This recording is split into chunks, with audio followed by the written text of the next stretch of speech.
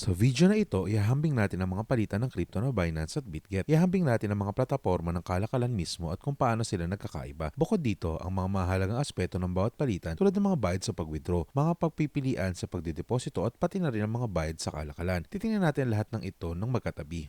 Bago natin ihambing ang mga plataporma ng kalakalan ng parehong Binance at Bitget, titingnan muna natin ang mga bayad sa kalakalan. Mayroon ako mga gabay sa buong tutorial para sa parehong mga palitan na nakalink sa ibaba ng description. Sila naglalakbay patungo sa pag-setup sa mga plataporma, paano mag-deposit at mag-withdraw at paano magkalakal sa kanila. Kaya kung iyon ang hinahanap mo, iwan ko ang mga video na iyon sa ibaba sa description.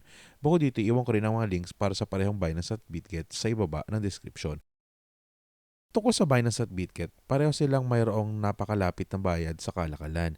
Mas mura ng konti ang Binance na may 0.075%, kaya kung paano mo nakakamit ang bayad na ito sa kalakalan ay sa pamamagitan ng pagbabayad ng iyong mga bayad sa kalakalan sa token ng palitan na tinatawag na BNB. Naalok din itong diskwento ng Bitget, kailangan magbayad ng BGB na kanilang token na palitan. Kaya kailangan mo bumili ng halaga ng $10, $15, $20 ng BGB at pagkatapos itagil ang option na magbayad gamit ng token ng palitan at pagkatapos bibigyan kanila ng mga diskwento. Kung ayaw mo ng discount, babayaran mo ang 0.1 para sa Bitget at 0.1 rin para sa Binance dahil ang BNB ay nagbibigay sa iyo ng 25% na discount sa iyong mga bayad at sa Bitget ito ay 20%. Kaya iyon ang pagkakaiba. May mga konsiderasyon din ito, ang BNB at BGB. Mga ito ay mga asset na may kaakibat na panganib. Maaari silang tumaas at bumaba sa halaga kaya maaaring mas mataas ang pag-akyat at pagbaba ng kanilang halaga kumpara sa mga discount na iyong natatanggap sa iyong bayad. Kaya nasa tao na kung nais nilang gamitin ito o hindi. Kung nakabili ka ng crypto sa mga palitang ito, maaaring gusto mong i-withdraw ito sa iyong sariling crypto wallet o marahil sa ibang palitan ng crypto. At sa gayon, gusto mong malaman kung magkano ang gastos nito at ang suporta ng network. Kaya't pareho ang Binance at Bitget na mayroong isa sa mga pinakamost na suporta sa network. Nalok nila halos lahat ng mga pangunahing network na magamit at ipadala ang mga transaction. Sa tuwing gagamit ka ng isang blockchain, ikaw ay singilin ng bayad pero ito ay kaunti. Ang Bitget ay nasa isa sa mga pinakamababang bayad at walang tunay na pagkakaiba sa pagitan nila. Kaya kung nais mo magpadala ng Ethereum sa Ethereum network, mga $1 ito. Ang tanging pagkakaiba na aking napansin ngayon habang sila ay inihahambing ay isang bayad na 1.5% sa Bitget para sa pag-withdraw ng Bitcoin sa pamamagitan ng Bitcoin network.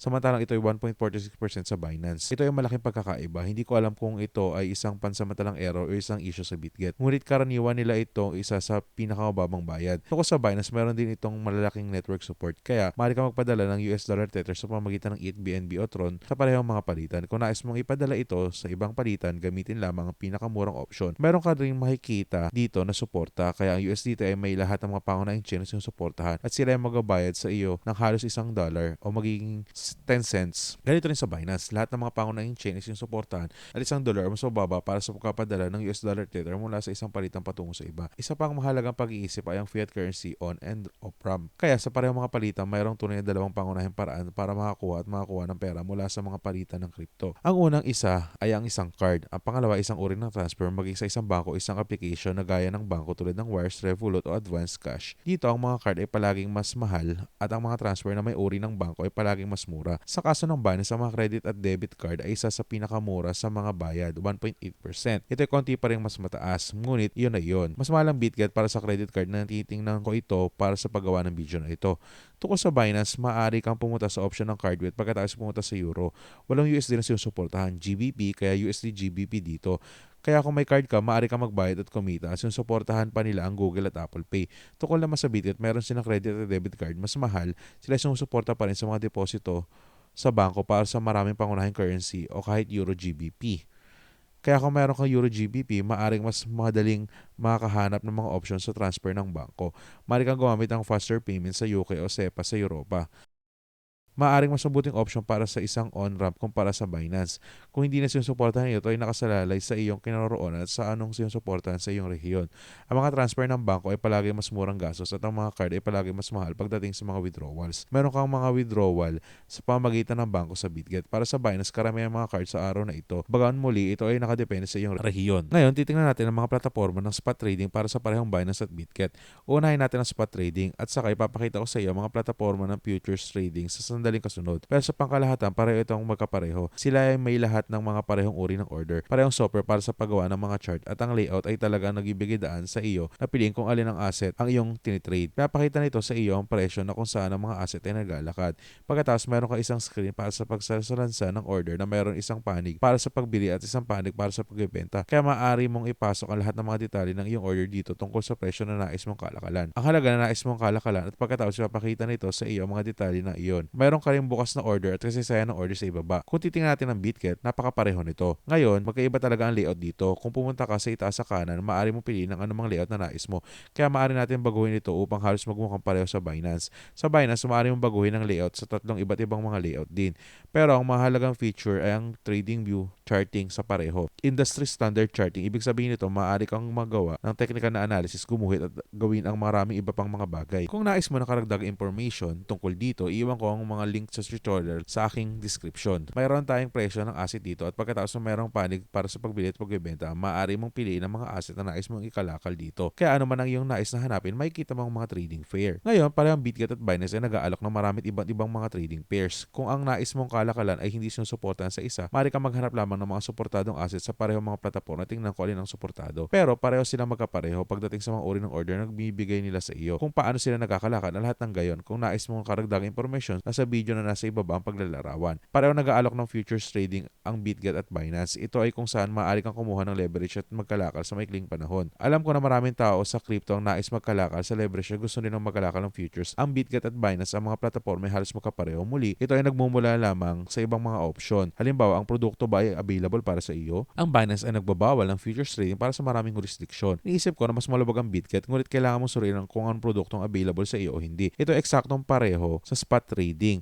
Bagaman sa ilalim, hindi ka bumibili ng anumang asset, sa halip naglalakad ka lamang sa presyo ng mga asset na iyon. Ito ay para sa maikling panahon na nakalakalan at araw-arawan ng kalakalan sa halip na pagsusugal. Ang plataporma, gaya na makikita mo dito, ay nag-aalok ng lahat ng mga uri ng order para sa araw-araw na kalakalan, trailing stops, stop limit, at gayon din ang mga ganong bagay. Kung titingnan natin ang Bitget, napakapareho nito. Mayroon tayong mga trading stops, trigger, post only, kahit halos magkapareho mga uri ng order. Maaari kang kumuha ng halaga ng leverage na maaaring baguhin batay sa kinaroonan mo sa buong mundo at kung ano ang iyong account status. Ito ay nakasalalay kung ano ang kanilang inaalok sa iyo dito. Ngunit maaari kang magkalakal ng maikli sa mga futures sa parehong plataporma kung available ito para sa iyo. Isa sa pinakamalaking pagkakaiba sa bahagi ng futures trading ay ang mga bayad sa kalakalan na kinokolekta sa mga palitan.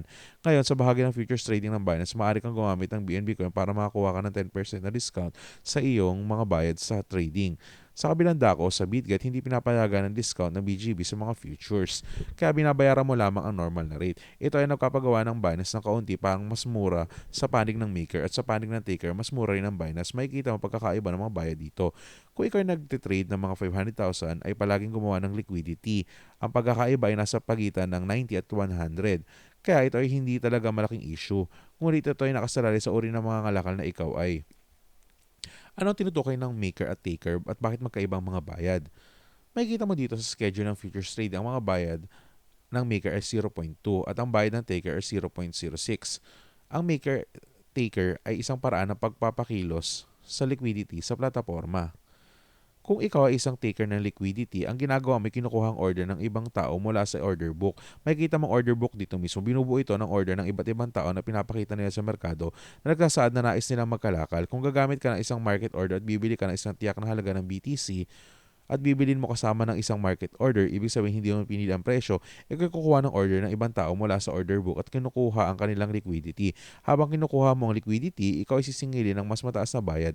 Iyon lamang ang paraan kung paano ito gumagana sa maraming mga palitan ng crypto. Sa kabilang banda, ang pagiging isang maker ay kapag ikaw ay nag-aambag ng likwidasyon sa isang order book. Kaya't ilalagay mo ang isang limit order. Halimbawa, ikaw ay magabalak na bumili ng BTC, ngunit ilalagay mo ang isang presyo na 29,300. Ang kasalukuyang presyo ay 29,357, kaya't ang 300 ay mas mababa dito. Ilalagay mo ang isang bid sa presyong iyon, ipapakita mo ang iyong order sa order book. Hindi ka maaari mag-trade sa ngayon, ngunit nilalagay mo liquidation sa order book. Ikaw ay isang maker ng liquidation dahil ikaw ay iaambag sa liquidation. Umaasa na ito ay magiging trade sa hinaharap kung bababa ang presyo sa iyong antas. Kapag ikaw ay nag-aambag ng liquidation, karaniwang ka makakuha ng kaunting mas mura sa bayarin. Tulad ng makikita mo dito, kung ikaw ay nakukuha, magabayad ka ng kaunting mas mataas na bayarin. Ngunit ito ay napakababa pa rin. Meron din silang earn na na plataporma pareho. Ito ay katunayan na pagsasama ng maraming iba't ibang uri ng produkto. Mga plataporma may mga maraming iba't ibang pagpipilian para sa pagkakakitaan ng kita mula sa crypto. Karamihan sa mga ito ay kinabibilangan ng mga uri ng produkto na pang-ipon kung saan ikaw ay nagpapautang ng pera sa mga leverage trader sa plataporma at staking ng ibig sabihin pag-stake sa blockchain. Ikaw ay nakakuha ng staking rewards mula sa isang blockchain na palitan ay nagalayang gawin ito ng mas madali para sa iyo sa pamamagitan ng pag-handle ito sa palitan sa halip na ikaw ay magpaprocess nito sa blockchain. Meron ka rin mga launchpad at launch pool na muli ay medyo komplikado para sa video na ito, pero sa mga launch pool maaaring makakuha ka ng mga bagong tokens at sa mga launchpad maaari ka mag-invest sa mga bagong tokens. Gayunpaman maaaring hindi available ang produkto na ito sa iyong rehiyon. Ang mga savings at staking ang marahil ay dalawang pinakamalaking produkto.